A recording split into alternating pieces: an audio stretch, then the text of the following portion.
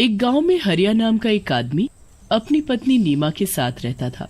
हरिया का फलों का बहुत बड़ा बाग था। वो सुबह से अपने बाग में काम करता और शाम को घर लौट आता था। वो शहर जाकर अपने बाग के फल मंडी में बेचता और अच्छा खासा कमाता था। हरिया के घर में किसी चीज की कोई कमी नहीं थी। एक दिन हरिया हमेशा की तरह सुबह सुबह बाग में जा रहा था कि तभी उसकी पत्नी नीमा उसे आवाज देती है, अजी शाम को मेरे घर के लिए भी थोड़े से आम ले आना। ठीक है, ले आऊंगा आम। हरिया बाग में पहुंचता है तो वहाँ अच्छी खासी धूप हो रही होती है। हरिया एक बड़े से आम के पेड़ के नीचे एक चारपाई बिछा लेता है और उस पर बैठ जाता है। उस पेड़ पर बड़े ही पके हुए और बढ़िया आम लग रहे होते हैं। अरे वाह, क्या आम लगे हैं, इसके तो अच्छे पैसे मिलेंगे। एक काम करता हूँ, इसी में से नीमा के लिए आम ले जाऊंगा, वो बड़ी खुश होगी। हरिया पूरा दिन बाग में काम करता है और शाम को घर जाते वक्त उस पेड़ से कुछ बढ़िया बढ़िया आम तोड़कर रख लेता है। उसके बाद हरिया घर के लिए निकल पड़ता है। घर पहुंचकर हरिया नीमा को आवाज देता है, हाँ जी मैं आ गई, बताओ ना क्या लेकर आए हो। तुम्हारे पसंदीदा आम। आम? सच्ची? हाँ हाँ सच। चलो जल्दी से ठेले से आम निकाल लो, फिर आराम से खाने के साथ खाएंगे। नीमा जैसे ही थैले को खोलकर देखती है तो उसे बड़ा ही गुस्सा आता है। ये क्या है? अरे क्या हुआ भाग्यवान, क्यों गुस्सा हो रही हो? ऐसे खाए हुए आम देखकर कौन गुस्सा नहीं होगा। पूरा थैला बस गुठलियों से भरा पड़ा है। गुठलियों से? कैसी बात कर रही हो नीमा, मैं खुद ताजे ताजे बढ़िया आम तोड़ कर लाया हूँ, तो रास्ते में आते आते इन्हें कौन खा गया? वो मुझे क्या पता, अब मैं जा रही हूँ सोने, और दोबारा मेरे साथ ऐसा मजाक मत करना। हरिया को समझ ही नहीं आता कि आखिर थैले में रखे हुए आम गुठली कैसे बन गए। वो उस रात यही सोचते सोचते सो जाता है। अगले दिन जब वो सुबह उठकर फिर से अपने आम के बाग में जाता है, पूरा दिन वो बाग में काम करता है, फिर थककर उसी आम के पेड़ के नीचे चारपाई पर सो जाता है। पेड़ पर बैठी चुड़ैल गुस्से से हरिया को देखने लगती है। ये फिर आ गया मेरे आम लेने, ये चाहे कुछ भी कर ले पर मैं इसे बाग से एक भी आम नहीं ले जाने दूंगी। ये बाग मेरा है, बस मेरा। चुड़ैल पेड़ पर बैठी एक के बाद एक आम खाती रहती है और गुठली नीचे फेंकती रहती है। हरिया के आसपास काफी सारी गुठली इकट्ठा हो जाती है। चुड़ैल को आम इतने पसंद होते हैं कि वो आम खाना बंद नहीं करती। इस बार जब वो आम खाकर आम की गुठली नीचे फेंकती है तो वो सीधा हरिया के सिर पर जा लगती है। हरिया हड़बड़ाकर उठ जाता है। कौन है? कौन है? किसने मुझे मारा? हरिया इधर उधर देखता है तो उसे कोई भी नहीं दिखता, पर फिर उसकी नजर उसके आसपास पड़ी आम की गुठलियों पर जाती है। हरिया उन गुठलियों को देखकर बड़ा हैरान होता है। ये गुठलियाँ यहाँ कैसे आईं? अभी जब मैं यहाँ आराम करने लेटा था तब तो यहाँ एक भी गुठली नहीं थी, तो फिर अब ये कहाँ से आईं? कौन है जो मेरे बाग के आम खाकर मेरे ही पास गुठली फेंक कर गया है? और हिम्मत तो देखो जरा, गुठली मेरे मुंह पर मार कर गया है। जो भी है मैं उसे छोड़ूंगा नहीं। पागल आदमी, इसे कभी पता नहीं चलेगा ये किसका काम है। हरिया फिर से नीमा के लिए ताजे मीठे आम तोड़ने लगता है।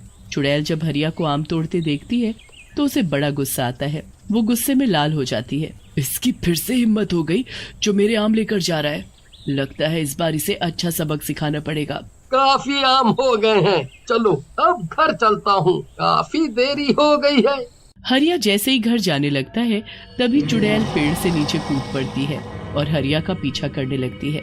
हरिया को उस दिन घर जाते जाते रात हो जाती है। जब वो घर जा रहा होता है तो आसपास बहुत शांति होती है। हरिया को अचानक अपने पीछे किसी के चलने का एहसास होता है। हरिया जल्दी से पीछे मुड़कर देखता है पर पीछे तो कोई भी नहीं होता। अजीब बात है, अभी कोई तो था जो मेरे पीछे चल रहा था, पर यहाँ तो कोई नहीं है। खैर मैं जल्दी घर पहुँचता हूँ।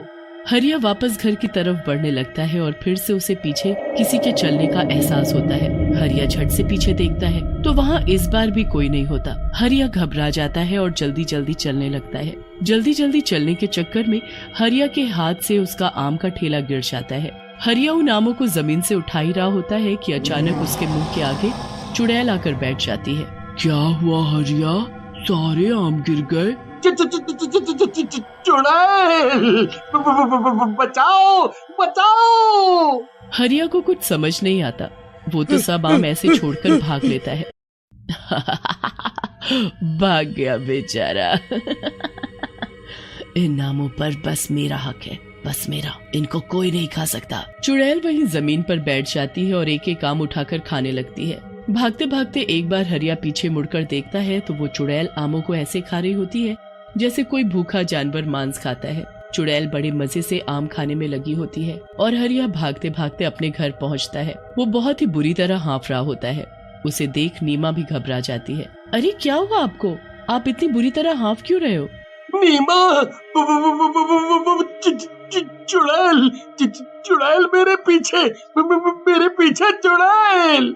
क्या बात कर रहे हो चुड़ैल? हाँ नीमा, मैं झूठ नहीं बोल रहा। मैंने उसे खुद अपनी इन आँखों से बिल्कुल करीब से देखा है। और पता है, भागते भागते जब मैंने उसे एक बार पीछे मुड़कर देखा तो वो ऐसे आम खा रही थी जैसे जन्मों से भूखी हो। आम चुड़ैल खा रही थी? मुझे तो अब शक हो रहा है कि कल जो आम आप लेकर आए थे वो कहीं इस चुड़ैल ने तो गायब नहीं कर दिए और उसमें गुठली भर दी। हाँ नीमा, तुम सही बोल रही हो, पर आखिर ये चुड़ैल हमारे पीछे क्यों पड़ गई है? ये हमसे चाहती क्या है? पता नहीं जी, ये तो वही जाने। खैर अभी हम सो जाते हैं, वही ठीक रहेगा। हरिया और नीमा दोनों सो जाते हैं। सुबह हरिया जल्दी उठ जाता है क्योंकि उसे आम लेकर मंडी पहुंचना होता है। नीमा, अरे ओ नीमा, रास्ते के लिए तुमने खाना बांध दिया है ना? हाँ, मैंने सब रख दिया है। ठीक है, मैं पहले बाग में जा रहा हूँ, फिर आम तोड़कर उनको बाजार में शहर बेचने जाऊंगा। आते वक्त मुझे रात हो जाएगी तो तुम अपना ध्यान रखना। हरिया अपनी बैलगाड़ी लेकर बाग की तरफ चल पड़ता है। बाग में पहुंचकर वो पके पके आम तोड़कर टोकरी में भरने लगता है। देखते ही देखते काफी टोकरी भर जाते हैं।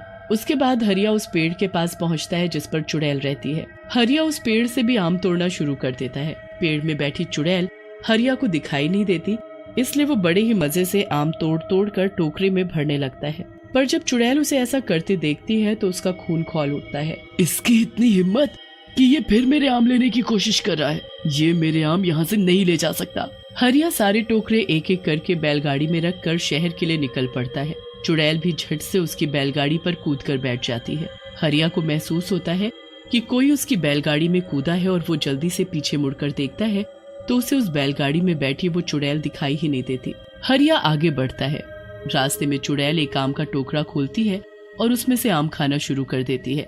वो तो कुछ ही देर में पूरे टोकरे के आम खा जाती है। उसके बाद वो दूसरा टोकरा खोलती है और उसके भी आम खत्म कर देती है। धीरे धीरे वो चुड़ैल सारे टोकरों के आम खा जाती है और टोकरों को वापस ढक देती है। कुछ देर बाद हरिया शहर पहुंचता है और टोकरे मंडी में उतार कर आम बेचने लगता है। आम ले लो, आम ताजे रसीले मीठे आम, आओ आओ जल्दी आओ और सबसे बढ़िया आम खाओ। हरिया की आवाज सुनकर वहाँ कुछ लोग आम लेने आते हैं। अरे भाई, आम क्या भाव दिए?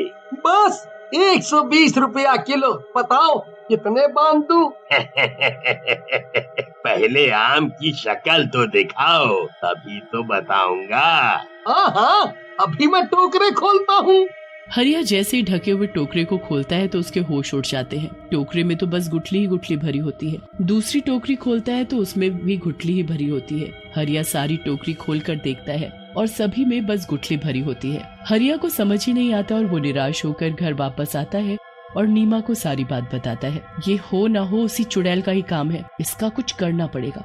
मैं आज ही तांत्रिक के पास जाती हूँ। नीमा फिर एक तांत्रिक के पास जाकर उसको अपने साथ बाग में लेकर आती है। तांत्रिक को एहसास हो जाता है कि चुड़ैल किस पेड़ पर बैठी है। तांत्रिक अपने थैले से एक धागा निकालकर उस पेड़ को बांध देता है। ए तांत्रिक, ये तो क्या कर रहा है? ऐसा मत कर वरना मैं भी इस पेड़ से बंध जाऊंगी। यही तो मुझे करना है। तूने बड़ा दुखी किया हुआ है। आखिर तू चाहती क्या है? मुझे आम बहुत पसंद है। एक दिन जब ये आदमी आम बेचने शहर जा रहा था तब मैंने इसकी बैलगाड़ी से आम खाया था और मैं इसके साथ ही यहाँ आ गई। अब इन सब आमों पर मेरा हक है। ऐसा बिल्कुल नहीं होगा, समझी? अब मैंने तुझे इस पेड़ से बांध दिया है। आज के बाद उस पेड़ से कहीं नहीं जा पाएगी। तुझे जितने आम खाने हैं तू खा सकती है, पर बस इसी पेड़ के। चुड़ैल गुस्से में चिल्लाती रह जाती है। पर कुछ नहीं कर पाती। वो हमेशा के लिए उसी पेड़ पर बंध जाती है और उसी के आम का स्वाद ले पाती है।